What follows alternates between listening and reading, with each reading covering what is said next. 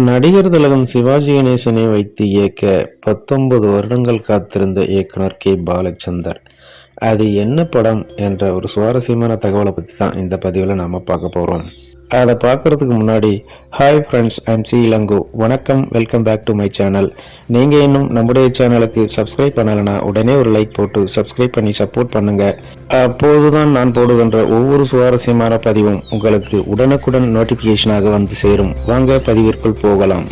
தமிழ் திரைப்பட உலகில் ஸ்டார்களை நம்பாமல் தனது கதையை மட்டுமே நம்பி கடைசி வரை திரைப்படங்களை இயக்கியவர்தான் இயக்குனர் சிகரம் கே பாலச்சந்தர். மார்க்கெட்டில் இருக்கும் ஹீரோக்களின் பின்னால் தயாரிப்பாளர்களும் இயக்குனர்களும் ஓடிய போது புதுமுக நடிகர் நடிகைகளை வைத்து ஹிட் படங்களை கொடுத்தவர் இவர். துவக்கத்தில் நாடகங்களை இயக்கி வந்தார் பாலச்சந்தர். இவர் திரைப்படங்களை இயக்க வந்த காலத்தில் எம்ஜிஆரும் சிவாஜியும் பீக்கில் இருந்தனர்.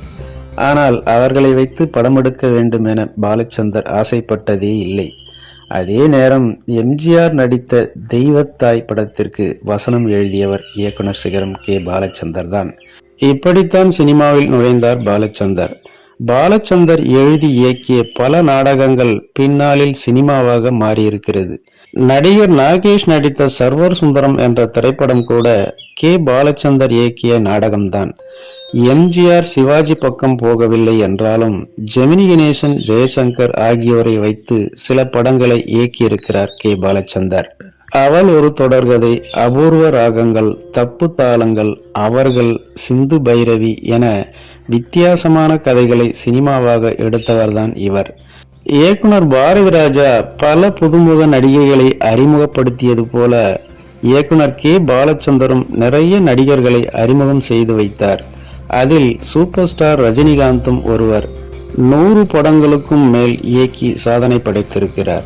இயக்குனர் கே பாலச்சந்தர் முதலில் பார்த்த சினிமா ஷூட்டிங் சிவாஜி கணேசன் முதலாக ஹீரோவாக நடித்த பராசக்தி படம்தான். அப்போது இயக்குனர் கே பாலச்சந்தருக்கு வயது 22. முதலில் பார்த்தது சிவாஜி பட ஷூட்டிங் என்றாலும் அவரை வைத்து படம் எடுக்க இயக்குனர் கே பாலச்சந்தருக்கு 19 வருடங்கள் ஆனது. 1970ஆம் வருடம் சிவாஜி நடிப்பில் வெளியான எதிரொலி என்கின்ற திரைப்படத்தை இயக்கியிருந்தார் இயக்குனர் கே பாலச்சந்தர். இந்த திரைப்படத்தில் சிவாஜியுடன் KR Vijaya, SSR, major Sundararajan என பலரும் நடித்திருந்தனர்.